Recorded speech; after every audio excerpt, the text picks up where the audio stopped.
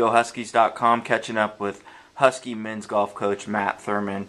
Coach Thurmond, you guys have had a great start to the season. You got a first place finish, a fifth place finish, and then a second place finish at the most recent Pac-12 preview. Why don't you tell fans about the Pac-12 preview and how it went for your team and your overall thoughts of how your team played?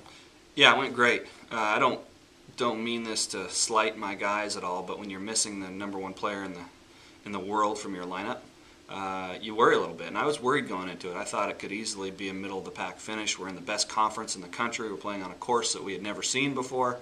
And I thought it was a real challenge for us. And I challenged the guys to step up in Chris's absence and make sure he came back with a good event. And I think they believed even more than I did. And for 45 of the 54 holes, we were right in the tournament. We led a lot of it, and then Cal slipped by us, and then they ran away with it in that final 9. But we held on to beat USC by 1. Pan and Trevor both birdied the last hole, and we ended up beating them by 1 to finish second place. I think the big story was Trevor Simsby.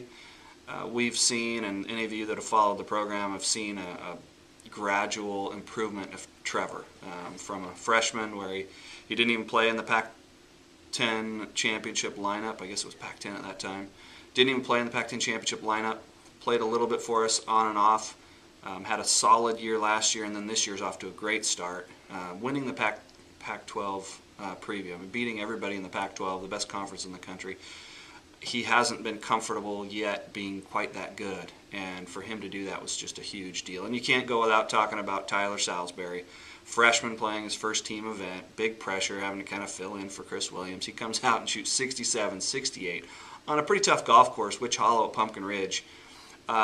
Big props to Dan Potter, our assistant coach, who walked with him the entire tournament. But for a freshman to come in and to be comfortable again and confident enough to hold up playing that well in that type of competition in your first event tells you a lot about Tyler Salisbury.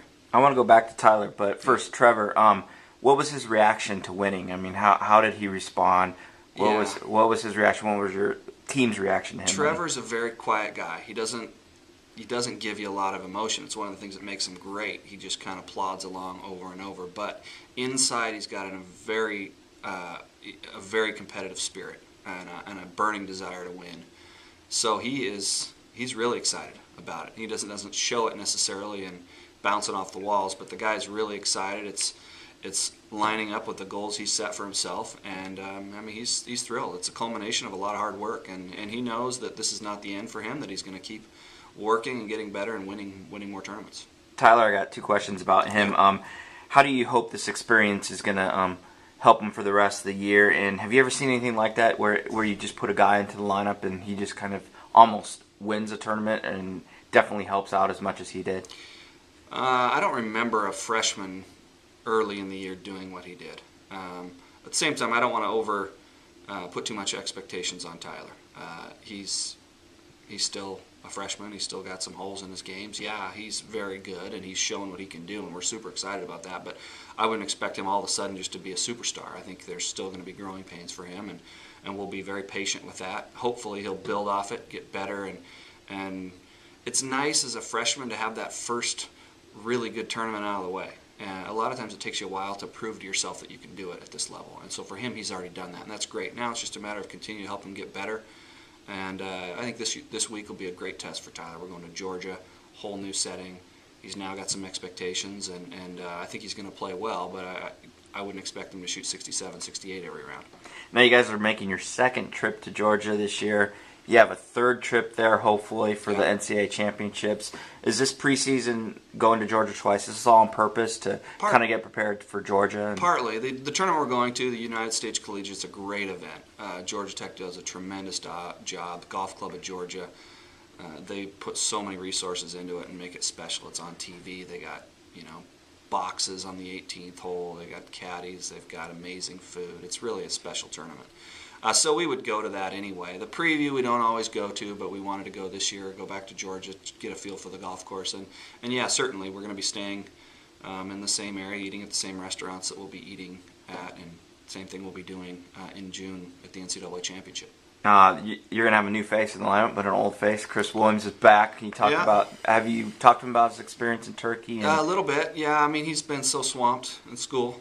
catching up, but so we haven't had a chance to chat a lot, but we've spent some time together, and he had a great experience. Anytime you represent your country, what a special opportunity, and he represented them very well, finishing second as an individual, just one back. A kid from Mexico who birdied the last hole and kind of surprised everybody. But most importantly, it's a team event, and there really isn't a lot of focus put on the individual title. Chris led the USA to a victory, first time since 2004, record-breaking type scores, and the guy got to spend 10 days in Turkey on the Mediterranean coast, just living large, and pretty neat, a kid from Moscow, Idaho, getting to that point where he can carry the United States to a World Amateur Championship in Turkey. Now, we've been talking here for 5 minutes, and we haven't even really talked much about Cheng-Tsung Pan. That guy, 3 top 5 finishes. Talk about the silent just assassin, how he goes. Right? Yeah, the silent assassin. I didn't even mention him on the Pac-12 preview. He finished third. I mean, it's his worst finish of the year. It was a cool tournament for him. He was actually one behind Tyler going into his final round before darkness hit in that first day, and he had a par 3 over water, and it was getting cold and a little bit of breeze in his face, and he hit 2 little club and ends up hitting 2 balls in the water and making a 7 on a par 3. Basically took him out of the tournament, and he's extremely upset with that. Pan does not make those kind of mistakes, and he did. But he gathered himself and came out the next day and birdied 3 of the last 5 holes to shoot 69. Ended up finishing third in a really good field. Just shows you what kind of strength the guy has.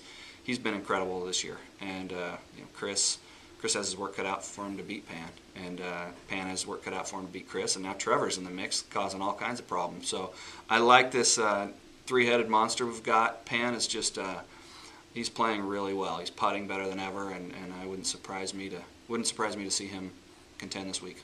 Now, besides the guys on the team, you got former players that are doing a lot of things, making waves in the news right now. James Lepp, in particular, he's on Golf Channel's Big Break. Talk about how you've been watching this, and let us know. Do you know if he won or not? I don't know if he won or not. I've been grilling him like crazy. I'm like, okay, if you don't tell me that you didn't win, I'm assuming you did. I've tried all kinds of tricks, but he hasn't told me. But I got a good feeling. But if any Husky fans, hopefully you're all watching this thing, because he's wearing Husky gear, he's playing with Husky balls, and he's representing UW well, and he's by far the star of the show. He's got always great one-liners, and James is such an awesome friend of the program. Not only did he do amazing things while he was here, but he continues to. He sponsors our tournament. He came down on Friday to help with our event with our Husky Golf Foundation members. He's connected with the guys on the team, really cares about them, and really do anything for the program. It's great to have guys like that still engaged, and the same goes for Richard and Nick and many other guys in our program that stay so connected. Brock, they're great. Alex, they all are awesome as far as staying connected and helping the program out. All right, Coach. Good luck this week, and we'll catch up later. All right, thanks.